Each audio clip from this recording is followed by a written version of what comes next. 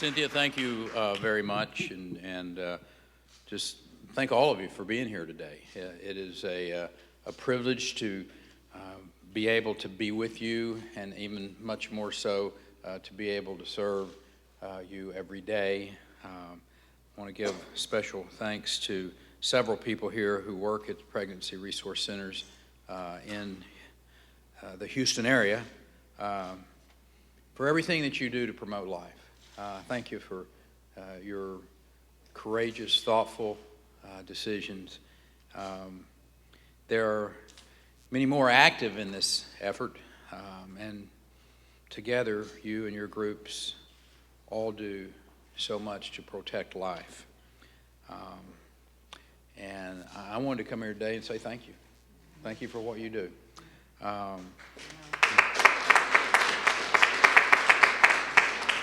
In Texas, our legislature meets for only 140 days every other year, and we have a session starting in just a few weeks.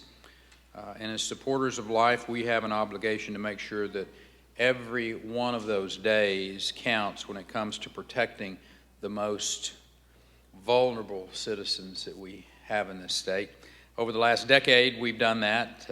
We banned the use of tax dollars for abortion procedures in Texas, and we stood strong in the face of the expected backlash from that decision, but we were consistently proclaiming the truth, Elizabeth, that protecting the rights of abortion providers and protecting women's health are not the same thing.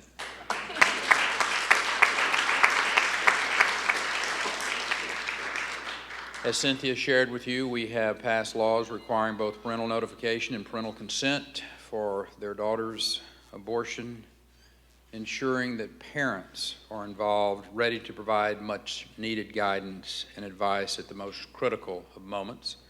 Last session we passed, and I am very proud to say that I had the privilege to sign a law that prohibits abortion without the mother first having a sonogram, because we believe that unborn children deserve the respect of recognition before their lives are tragically cut short.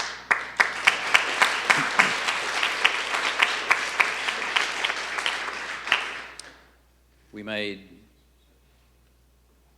major steps in ensuring that those making the decision between life and death make the most informed, responsible decision possible.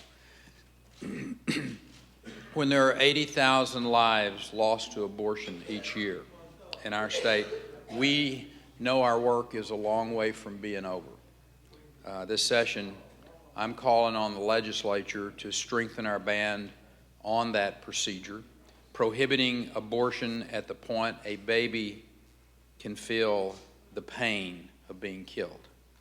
We have an obligation to end that type of cruelty.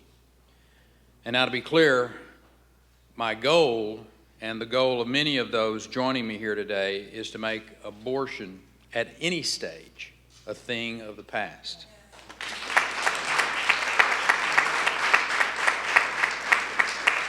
While Roe versus Wade prevents us from taking that step, it does allow us, the states, to do some things to protect life if they can show there is a compelling state interest.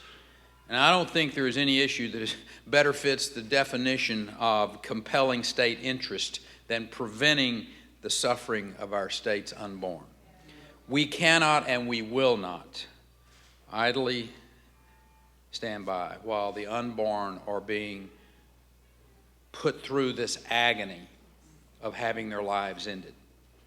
Using the adoption process and community support, we can ensure each and every child born has a loving home.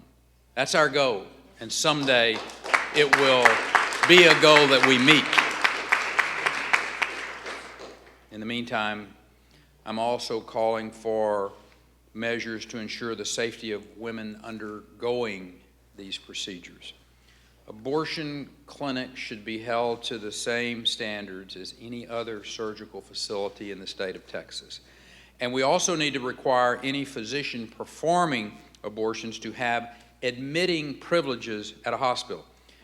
From my perspective, this is about common sense. As any patient should have the expectation that facilities being used are up to standards, and that if there's an emergency situation, they can receive the care that they need. Again, the ideal world is a world without abortion. Until then, we're going to continue to pass laws to ensure abortions are as rare as possible under existing law.